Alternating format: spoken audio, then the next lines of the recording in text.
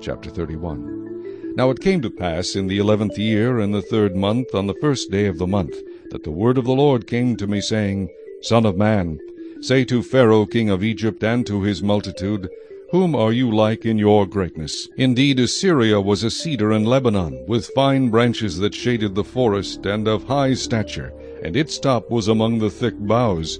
The waters made it grow. Underground waters gave it height, with their rivers running around the place where it was planted, and sent out rivulets to all the trees of the field. Therefore its height was exalted above all the trees of the field.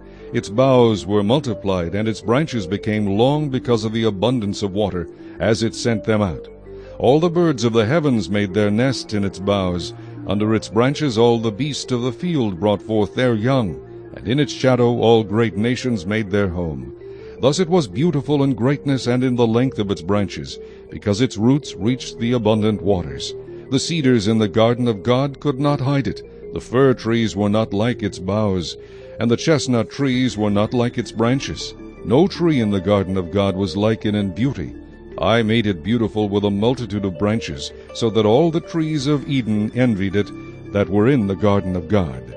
Therefore thus says the Lord God, Because you have increased in height, and it set its top among the thick boughs, and its heart was lifted up in its height, therefore I will deliver it into the hand of the mighty one of the nations, and he shall surely deal with it. I have driven it out for its wickedness. And aliens, the most terrible of the nations, have cut it down and left it. Its branches have fallen on the mountains and in all the valleys. Its boughs lie broken by all the rivers of the land, and all the peoples of the earth have gone from under its shadow and left it. On its ruin will remain all the birds of the heavens, and all the beasts of the field will come to its branches, so that no trees by the waters may ever again exalt themselves for their height, nor set their tops among the thick boughs, that no tree which drinks water may ever be high enough to reach up to them. For they have all been delivered to death, to the depths of the earth, among the children of men who go down to the pit. Thus says the Lord God, In the day when it went down to hell I caused mourning. I covered the deep because of it. I restrained its rivers, and the great waters were held back.